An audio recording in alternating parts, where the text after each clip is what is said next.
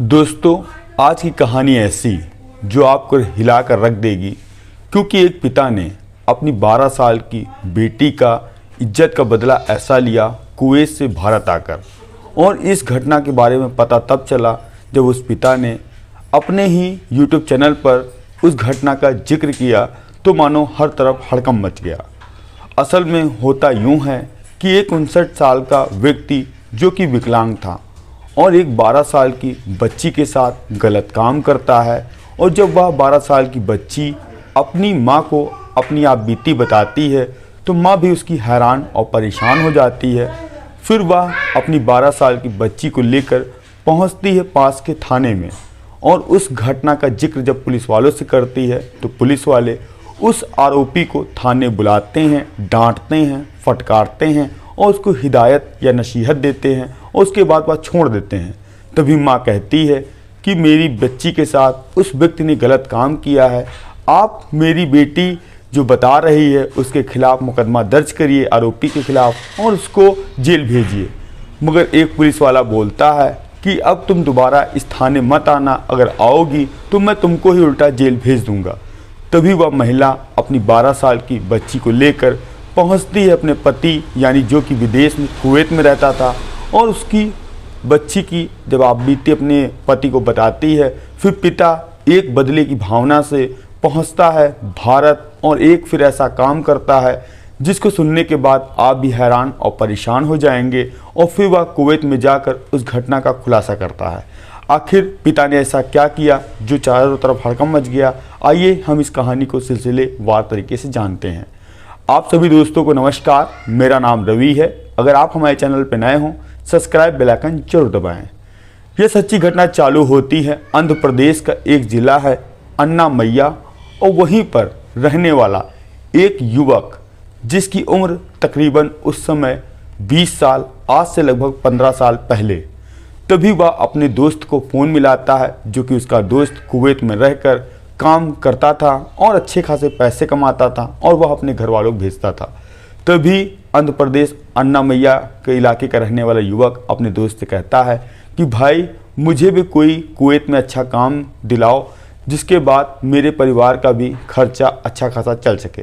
तभी उसका दोस्त कहता है ठीक है, 10 से 20 दिन का समय दो और अच्छा काम मिलता है तो मैं तुमको ज़रूर बताऊंगा। तभी 15 से 20 दिन बीतते हैं। जो कुवैत में रहने वाला दोस्त अपने दोस्त को फ़ोन करता है, कहता है ठीक है, यहाँ तुम्हारे लिए काम मैंने तलाश लिया है, एक काम मिला है जो कि ड्राइवरी का है और तुम गाड़ी वैसे भी चला लेते हो। अब कुवैत जल्दी से पासपोर्ट वीज़ा तैयार करो और फ़ौरन यहाँ चले आओ। 15 साल पहले फिर वह आंध्र प्रदेश अन्नामय्या इलाके से युवक निकलता है, पहुँचता है कुवैत, वहीं पर रहकर ड्राइवरी किया करता था। साल 2 साल बीतते हैं। 2 साल बाद वह अपने आंध्र प्रदेश फिर से लौटता है और अपने माता पिता को काफ़ी पैसे देता है। तभी उसके माता पिता सोचते हैं क्यों ना वो अपने बेटे के शादी कर दी जाए कोई अच्छी लड़की देखकर।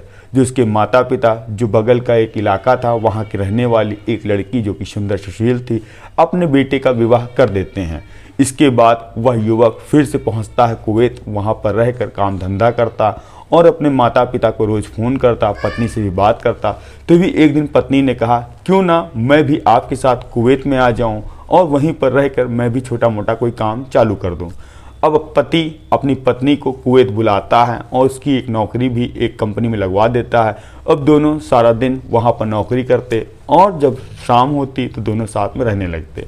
इसी दौरान उनके वहाँ एक बच्ची जन्म लेती है। जन्म लेने के बाद 2 से 3 महीना बाद वो पति पत्नी दोबारा फिर भारत आते हैं। भारत आने के बाद अब मन में उनके एक ही सवाल था कि यह जो बच्ची है इसकी परवरिश कुवैत में कैसे हो, क्योंकि दोनों प्राइवेट जॉब करते थे और बच्ची यहाँ पर अकेले रहेगी तो किसके पास रहेगी। तभी जो पति यानी पिता था वह कहता है क्यों ना तुम अपने माता पिता यानी बच्ची की नानी नाना के वहाँ उसको छोड़ दो और उसकी परवरिश अच्छी वो लोग कर लेंगे, क्योंकि वो लोग बुजुर्ग हैं और बच्चों की देख रेख जानते हैं अच्छे से कैसे होती है। अब वह युवक अपने सास ससुर के वहाँ उस बच्ची को छोड़ता है और उसकी अच्छे से परवरिश हो रही थी। इधर साल दर मिसाल बदल रहे थे, बीत रहे थे। अब कहीं ना कहीं बच्ची 10 साल की हो जाती है। तभी अचानक पता चलता है जो उस व्यक्ति के ससुर हैं उनकी मौत हो गई है। अब जो उसकी सास थी वह अकेली थी और बच्ची की देखरेख करना भी बहुत बड़ी जिम्मेदारी थी। और वह बच्ची भी पास के ही स्कूल में उसका एडमिशन कराया था और स्कूल लाने ले जाने का काम पहले उसके नाना करते थे। और जो उसकी नानी थी वह थोड़ा चलने में भी असमर्थ थी।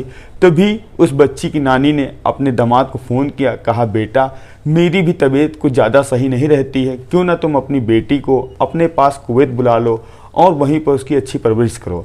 तभी वह व्यक्ति अपनी पत्नी से कहता है, क्यों ना तुम्हारी माँ को मैं कुवैत बुला लूँ, क्योंकि उनके इलाज भी अच्छा यहाँ पर हो जाएगा और क्योंकि वह चलने फिरने में असमर्थ हैं और उनकी सेवा वहाँ कौन करेगा। तभी वह व्यक्ति इतना अच्छा था, अपनी सास को बुलाता है कुवैत और कहता है अब बच्ची किसके पास रहेगी, क्योंकि अगर कुवैत में बच्ची उसकी आएगी 12 साल की और फिर एक तो उसकी सास भी वैसे कमज़ोर है, वह देख रेख नहीं कर पाएगी। तभी वह व्यक्ति कहता है क्यों ना तुम अपनी बहन से बात करो, मेरी बच्ची यानी मेरी बेटी को वह रख ले और जो उसका पालन पोषण का पैसा होगा वह भी हम देंगे। तभी वह बच्ची अपनी मौसी के वहाँ रहने लगती है। मौसी का भी घर कुछ दूर पे ही था। अब बच्ची वहाँ से स्कूल जाती, स्कूल जाने के बाद अपने घर आती, काम धंधा करती और बच्चों के साथ खेलती। तभी कुछ साल बीते थे, तभी उसकी मौसी यानी अपनी बहन को वो फ़ोन मिलाती, कहती है दीदी जो आपकी बेटी यानी 12 साल की बेटी है वह कुछ दिनों से चुपचाप है, ना तो बोल रही है ना तो कुछ कह रही है और अकेले सुनसान इलाके में बैठ जाती, रोने लगती है। क्यों ना अपनी बेटी को तुम अपने पास बुला लो, अब हमें नहीं लगता यह यहाँ रहेगी। तभी जो उस मौसा वो भी उस अपने साड़ू को फ़ोन करते हैं, कहते हैं भैया अपनी बेटी को आप बुला लो क्योंकि इसकी रोज़ तबीयत ख़राब रहती है और यह चुपचाप रहने लगी है। तभी माँ कुवैत से आती है भारत और पहुँचती है अपनी बहन के पास जहाँ उसकी 12 साल की बेटी थी।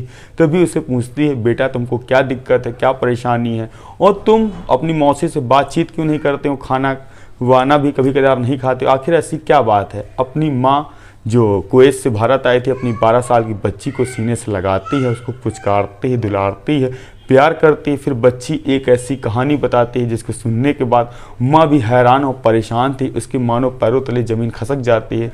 तभी 12 साल की बच्ची कहती है कि जो दादा हैं जिनकी उम्र 59 साल, जो चल नहीं सकते हैं, यानी उसकी बहन के ससुर, उसने उस बच्ची के साथ गलत काम किया है सोते वक्त। और जब इसने यह बात अपनी माँ को बताई, माँ भी हैरान और परेशान फ़ौरन अपनी बच्ची को लेकर पहुँचती है पास के थाने में और उस व्यक्ति के खिलाफ गंभीर धाराओं में केस दर्ज करने के लिए कहती है। फ़ौरन पुलिस वाले उस व्यक्ति को थाने बुलाते हैं, डांटते हैं, फटकारते हैं, उसको हिदायत देके छोड़ देते हैं।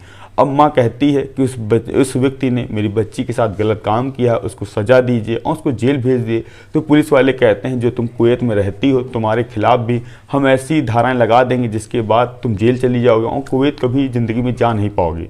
अब फ़ौरन जो माँ थी अपनी बेटी को वहाँ से लाती है थाने से और फ़ौरन अपने पति को फ़ोन करती, कहती है यहाँ बच्ची के साथ बहुत गलत हुआ है, मैं अपनी बच्ची को लेकर आपके पास कुवैत आ रही हूँ। तभी पिता कहता है ठीक है तुम आ जाओ, फ्लाइट का मैंने टिकट करा दिया है।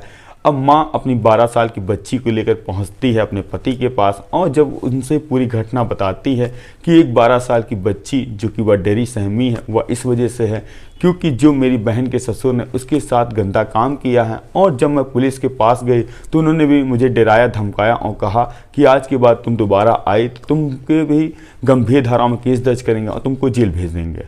अब पिता कहीं बदले की भावना लेकर और अपनी बेटी को सोचता है कि इंसाफ कैसे दिलाएं। तभी वह अपनी पत्नी के साथ एक प्लान तय करता है और कहता है कि मैं खुद भारत जाऊंगा।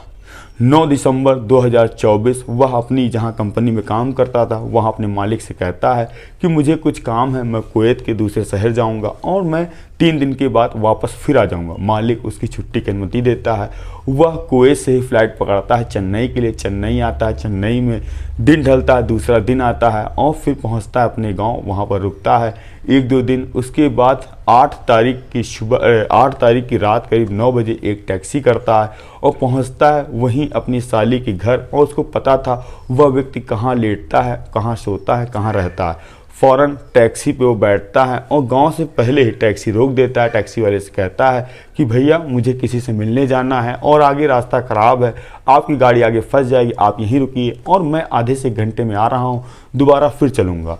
और उसने एक चेन्नई से ही एक लोहे की रॉड ली थी और वही पहुंचता है अपनी साली के घर के सामने और वह 59 साल का व्यक्ति वहां पर सो रहा है। तभी उसका अचानक वह मुंह बंद करता है, ताबड़तोड़ उस लोहे की रॉड से वार तब तक करता है जब तक उसकी मौत नहीं हो जाती। फौरन वह टैक्सी पर आता, बैठता है, निकलता है चेन्नई एयरपोर्ट के लिए और दूसरे दिन उसकी फ़्लाइट थी कुवैत जाने के लिए। वह कुवैत पहुंच जाता है और इधर वह इस घटना की पल पल में अपडेट ले रहा था क्योंकि उसको पता था कि पुलिस इस घटना को खुलासा करेगी, शायद उसका नाम आ जाए। जब सुबह होता है पता चलता है उस 59 साल विकलांग की मौत हो गई, किसी ने कत्ल कर दिया है। अब पुलिस जांच पड़ताल करती है मगर उनका रवैया भी ठंडा रहता है और कोई व्यक्ति सामने नहीं आता है। तो 2 से 3 दिन वह पहले ही वह देखता है कि कोई जो न्यूज़ चैनल वाले कहीं ऐसा तो नहीं उसके कातिल का नाम उजागर कर दिया है। तभी उसको कहीं ना कहीं अंदर से लगता है कि जो उसने किया है वह छुपाया नहीं जाए और वह दुनिया को सार्वजनिक किया जाए और वह अपना अपराध एक्सेप्ट कर लेता है। कहता है कि मेरी बच्ची के साथ गलत काम उस व्यक्ति ने किया तो इसीलिए मैंने उसका कत्ल किया और मैं अपने आप को पुलिस के हवाले करना चाहता हूं, मैं आत्मसमर्पण करना चाहता हूं। जैसे ही यह बात वहां के आंध्र प्रदेश पुलिस को पता चलती है वह भी हैरान और परेशान हो जाती है। तो पता लगता है कि पुलिस अगर उसकी बच्ची को अगर न्याय दिलाती तो वह पिता कुवैत से भारत ना आता और एक कत्ल ना करता। हालांकि जब पुलिस से यह बारे में पूछा जाता है कि माँ ने जब बच्ची लेकर थाने पहुंची तो आपने FIR क्यों नहीं दर्ज किया, तो पुलिस कहती है कि उनकी बहन से पारिवारिक विवाद था तो इसीलिए हम लोगों ने कुछ नहीं किया। अगर उनका पिता कह रहा है मैं आत्मसमर्पण करना चाहता हूं तो वह कुवैत लौटकर क्यों गया और उसको यहीं पर आत्मसमर्पण करना चाहिए था। अब पिता जब यहाँ पर जेल में आएगा, जब पुलिस वाले पूछताछ करेंगे तो आगे का खुलासा और होगा। आप बताइए इस वीडियो के माध्यम से आखिर उस पिता ने सही किया या गलत किया, और अगर वह गलत किया तो क्यों किया। हम मिलते हैं नई कहानी नई शुरुआत से। जय हिंद, जय भारत।